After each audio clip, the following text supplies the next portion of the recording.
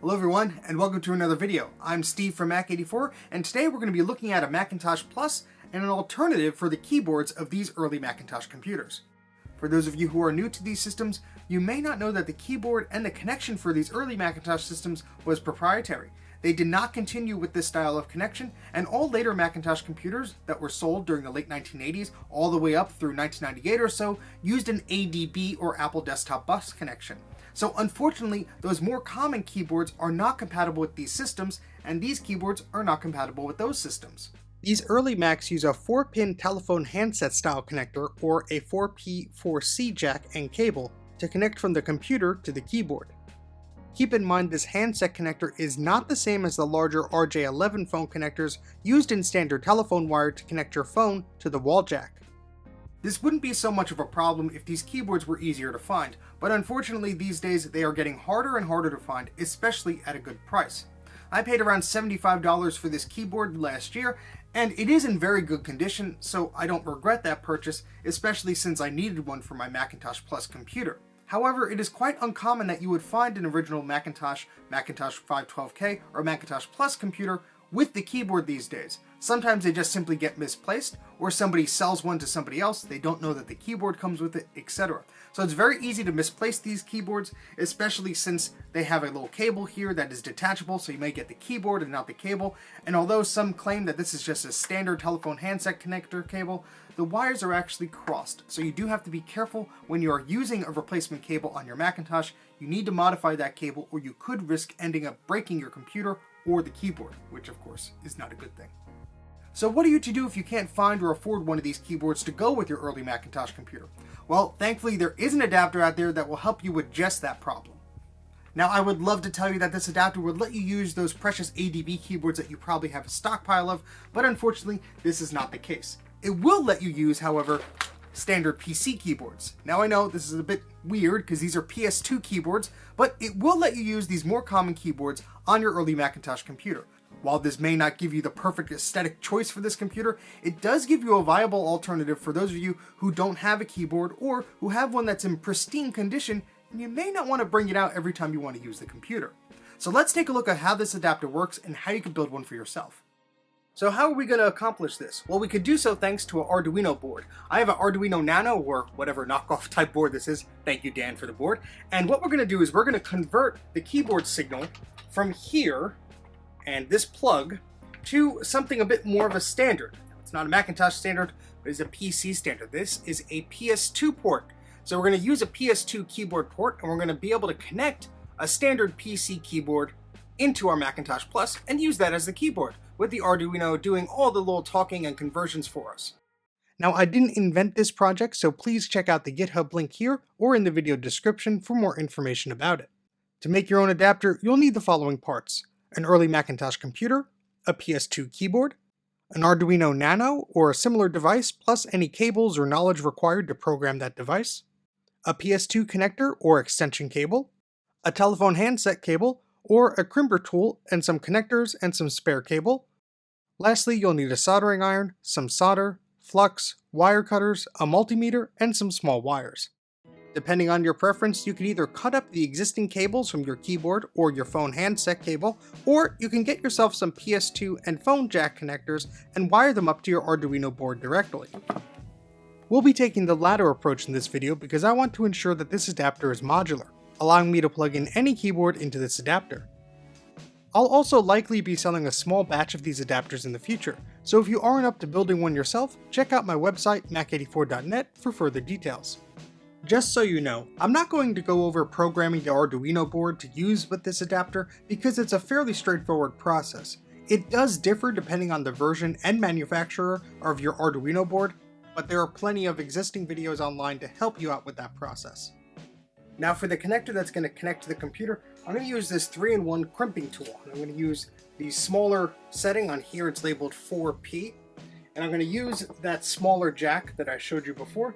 And I have some old phone wire here that's broken off on one side. So I'm going to use that and crimp that cable in here, then cut off that cable after a few inches and solder that onto that little Arduino board. First, we need to strip the telephone wire.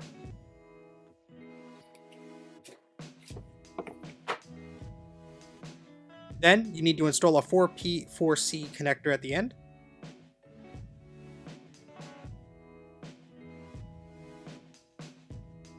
The yellow cable should be on the left, which is the first pin of the phone jack.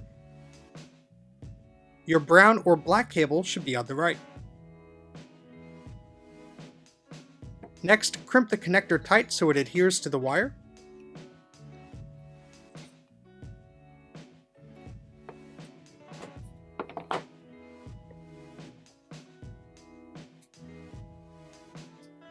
Then strip the other end of the wire so we can connect it later on to our Arduino. Here I'm just testing the pinouts of the PS2 connector to make sure I understand which pin goes where.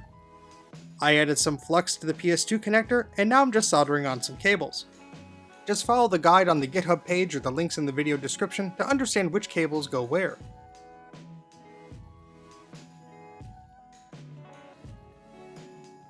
I decided to add some heat shrink here to avoid any of those cable connectors touching at the end.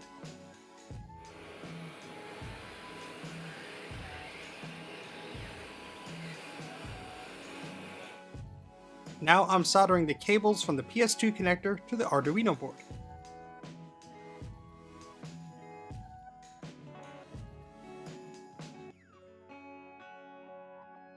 Taking the same approach, I'm adding some flux to the Arduino board, and I'm soldering on the phone cable.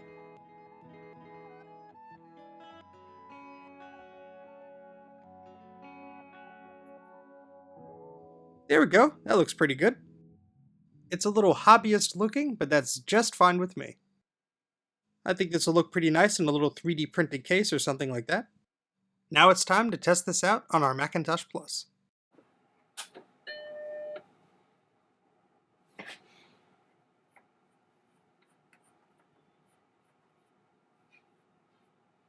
Well, that ain't good. And yeah, I ran into a bit of an issue here. It's hard to see, but the screen is black and there's a little bit of a pixelation there on the question mark icon. So I think this has some memory seated poorly or some incompatible memory modules inside. So I'm going to open this up to try and resolve this issue.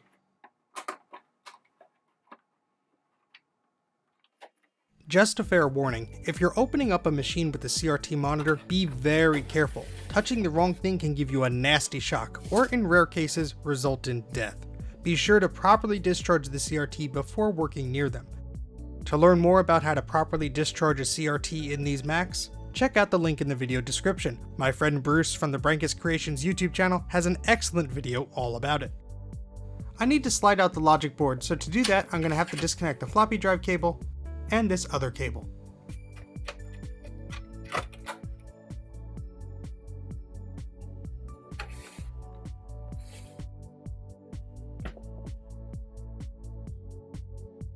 So I put some labels on these memory modules the last time I had this machine open, so let's replace those and see if that resolves our problem. The small plastic tabs that hold in these memory modules can be very brittle, so I'm taking extra care not to break them here. So I'm just going to put in 2 other memory modules here to see if that'll resolve our problem. While we have the computer open, it gives us a great view of that keyboard connector that is located on the front of the machine.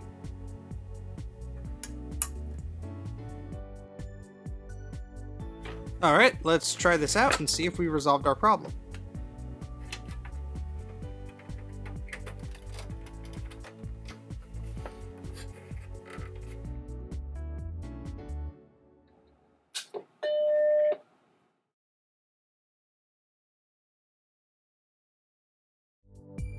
Alright, great. That's more like it.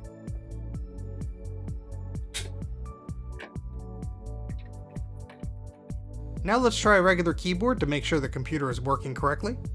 And I'm using my floppy EMU here to boot up my Macintosh Plus. Okay, now just a simple test of the standard keyboard.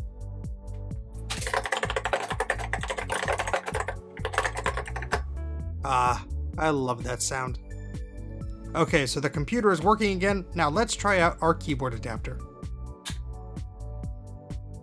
I don't know if it's necessary, but I turned off the computer before plugging in this adapter just to play it safe. Let's plug in the keyboard and give it a go.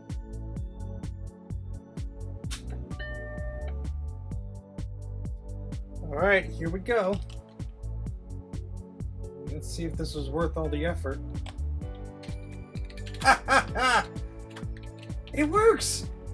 It absolutely, it actually works. This is so strange. Let's try caps lock. Wow! This actually works. I can't believe it works.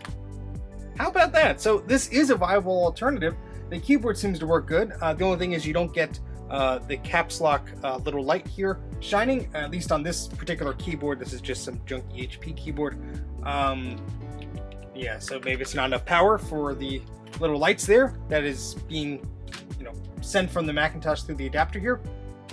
But hey, it seems to work pretty good. That is awesome. We actually got it to work. So this is actually a very cool option for those of you who do not have a Macintosh Plus keyboard or a keyboard for your 128K or 512K, etc.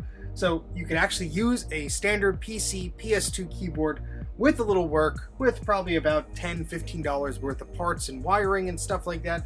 And this project is actually pretty simple.